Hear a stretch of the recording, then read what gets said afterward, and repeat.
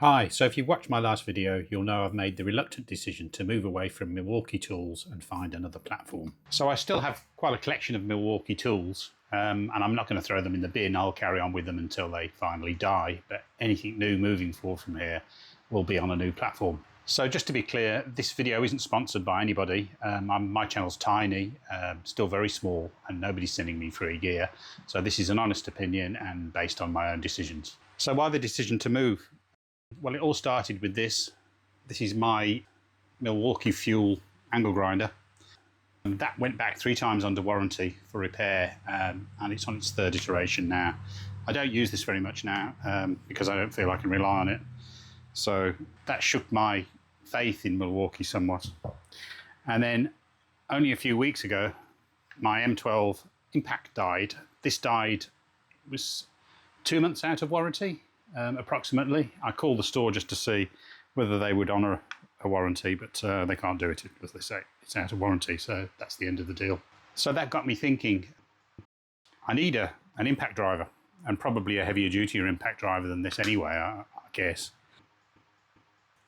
So I decided to move and look for a new brand, and also decided that instead of using a 12-volt system, I'll move to an 18-volt system and see what that offers. And this will be for my primary heavy duty work. The list of brands here is huge. I wanted to stick to a professional system of tools. They tend to have a DIY range and a professional range.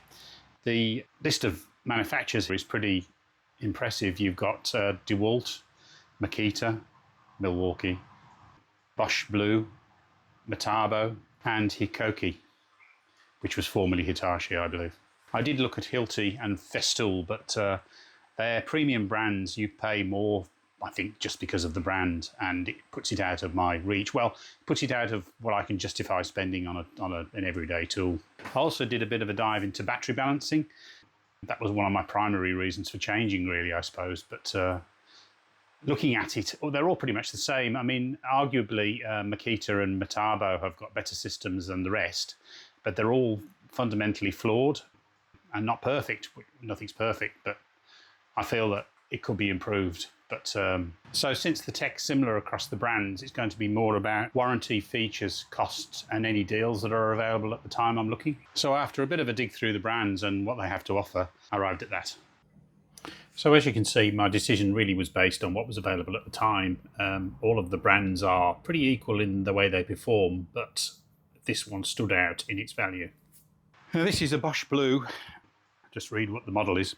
It's a GDX 18V 210C. The 210 means it's 210 torque. Torque's not really so important for me. I mean, I do a little bit of automotive work with the tools, but largely I don't want to twist the head off a screw. So why do you need 340 Newton meters of torque in a tool where you probably could get away with 150 or 200? I picked this tool up at Total Tools. It was an amazing deal, really. They're offering the skin for $199. But also, a major bonus is they're offering a battery and a charger as a free bonus. And the tool's good. It's got a wide range of functions and the ability to adjust the torques or what have you. So it also comes with this 1/2-inch adapter for sockets. So if I can make him go on, which will come in handy. I've actually used it for taking the wheel nuts off my car, and that worked quite well. So this wheel nut was previously torqued up to spec. It came off easily. I'll put it back on and then later on torque it up back to spec. The battery they supply is a 5 amp hour battery, which is pretty generous. I think they're quite expensive. So if you look at it in total, the whole recommended retail price, I'm not sure anybody would really pay that for the body.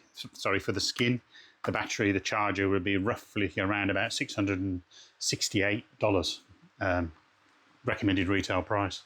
So to get the whole lot for $199, bit of a deal. And it's got me into the Bosch Blue system, which is, I guess, what they're really trying to do, is to get you into their battery system. And what's really a deal maker with these things is if you register them through the app online, you have to do it within 30 days. They'll up the battery warranty and the tool warranty to 6 years. So I can't see a battery lasting more than 5 years these days with what's available. So I presume I'll get a free battery at some point in the 6 years.